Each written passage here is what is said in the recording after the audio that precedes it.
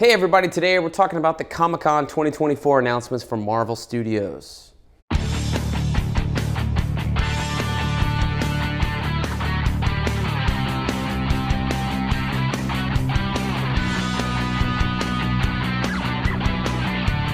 everybody, and welcome back to BK's Bullets. As always, I'm your host, Brent, and today we're talking news, something we don't do too much on this channel, but I figured I'm thinking about it, it's big enough, let's talk about it. Everyone else is, so why not try and cash in on some views? I don't know. All right, Marvel Comic-Con 2024. I'm still a little bit under the weather, so excuse me if I sound a little bit funny. I'm almost done, I promise. But yeah, so the next couple of videos might sound a little funny because I'm still a little sick or whatever. But anyway. All right, last night I'm watching some YouTube or whatever, and I'm scrolling through Twitter. I'm watching the Discussing Film Twitter feed or something like that. I still call it Twitter. It is what it is. And so I'm watching it, and I'm like, okay, cool. Thunderbolts is not being talked about at all by anybody. Seems like no one cares about that film. It's going to go very quietly, I feel like. Captain America, Brave New World is talked about, is the first thing that Marvel talks about, and it's San Diego Comic-Con panel. You have adamantium apparently coming from the giant Eternal that's still in the Earth's surface from Eternals. Thanks, Eternals. Took us 4 years to talk about that thing that's been left there in the Earth, in the Marvel Cinematic Universe, but that's where we're going to get adamantium, I guess. Okay, sounds cool. How does Wolverine become like a older character if adamantium comes from the aliens? I guess, like if you're going to do Wolverine later on. I don't know. So maybe he's going to be brand new to adamantium when we meet him down the road in the future. I guess that's going to be a thing. But anyway, they kind of talked about that with Harrison Ford, Anthony Mackie, that kind of stuff. But mainly the big news everybody's talking about is the next two Avengers films. So it's official that the Russo Brothers are back. They did Captain America, Winter Soldier, which is a great film, Captain America Civil War, another great film, and Avengers Infinity War and Avengers Endgame. So they have a strong track record. Well, it's not to say that it's all them, though. There were two screenwriters on all four of those films. Marcus and McFeely were their duo, their writing partners, but I don't believe both of them are back for these next two Avengers films. I think only one of them is back, but that's good. So we're getting some sort of like through line in terms of the feel of writing from those Captain America films into the last two Avengers films into the next two Avengers films. Hopefully they can maintain the quality.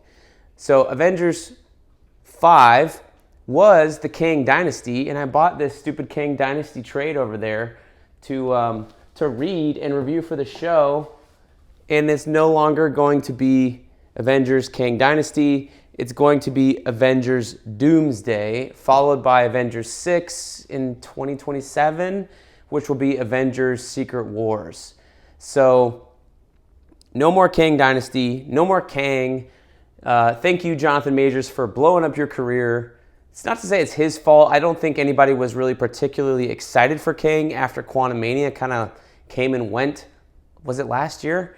And nobody was like, oh, I love to see this villain. Like, I would love to have seen more Jonathan Majors. I thought he was a phenomenal talent and unfortunately blew up his career with whatever he did. So no more Kang. So I think it's kind of a not a lose-lose situation, but a win-lose. Nobody was really excited for Kang. We were excited for the actor more than anything else. And then the actor kind of self-imploded. So now we're left with something else to do with Avengers 5. Since then, you know, the director of Avengers 5 was the guy who did Shang-Chi. He left the film. He's doing something else now, I believe, for Disney. So we have the Russo Brothers back for Avengers 5. And it's Avengers Doomsday. So what is Avengers Doomsday? If our main villain was Kang, and it's no longer going to be Kang, who are we going to get? Well, the big reveal was it's Doctor Doom, right? And like, okay, we talked about Fantastic Four a little bit. We saw the Fantastic Car. That's an alternate reality. It's called Fantastic Four First Steps. I think it's still supposed to come out next year. They start shooting this coming Tuesday. All right, so Doctor Doom's not in that movie? Like, is he in the movie? I don't know. but who's playing Dr. Doom? And then boom, here's the internet, here's everything that you've seen so far. Robert Downey Jr. steps out, and he is in fact playing Dr. Doom. New mask, same task is what he said on stage. Wants to play complicated characters. So, all right. So, main thoughts. What are we talking about here? Everybody's talking about Robert Downey Jr., and that's what this video is mostly about. Are we going to get infamous Iron Man, which is this story here where Dr. Doom becomes Iron Man? Is it going to be some version of this? I don't think so. Is it going to be, what was the other one? The Tom Taylor Iron Man run. Infernal Iron Man or whatever. I forget what it was. Basically, it was like evil Iron Man during the Axis event. I don't know that we're going to get that. Is Dr. Doom a variant of Tony Stark on the Fantastic Four world? Great question. I don't know. Or is he just going to play a new character? Like, I could see them saying, like, he's going to be Dr. Doom, and maybe he's going to actually be a new character. And we're just we're going to ignore the fact that he looks like Tony Stark. You know, Tony Stark's been dead for a while. Robert Downey Jr., it has gotten older. You know, it's been a couple of years since he came out with the last Avengers film. It'll be a couple more years before this one comes out. So a good like 8 years in between films. So he looks a little bit different, looks older. The guy's probably like, what, 60 or something like that right now? So I could see that.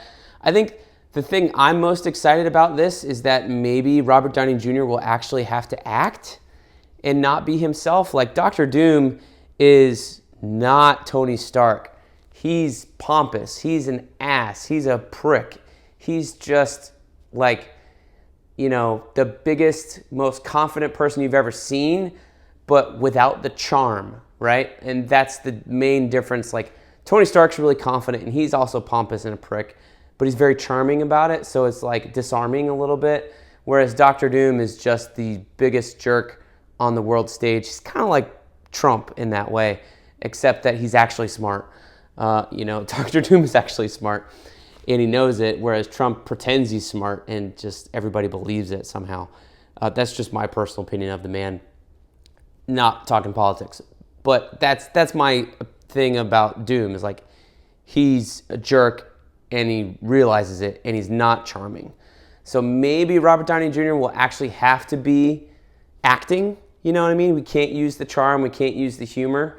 I would love that, honestly, to have a really good actor actually act, you know what I mean? Instead of being themselves. Like, that was one of the things that worked for Robert Downey Jr. with Iron Man, is that he could just kind of be himself. Tony Stark, he made Tony Stark so much of himself in that first Iron Man movie that it worked so well, and everybody's like, oh, actually, I remember why I like this actor. I remember why I like this character. Or this actor makes this character actually cool, instead of, like, if you watch the old 90s cartoon of Iron Man, Tony Stark is not that charming, you know what I mean? He's not that charismatic. It's all that Robert Downey Jr. put into him. So if we can take that charm out of Robert Downey Jr. and still have the pompousness, the egomaniac stuff that he's kind of has to have as a big-time actor, right? Would that make an interesting Doom? I kind of think it would. So I can get behind the idea if they go that route.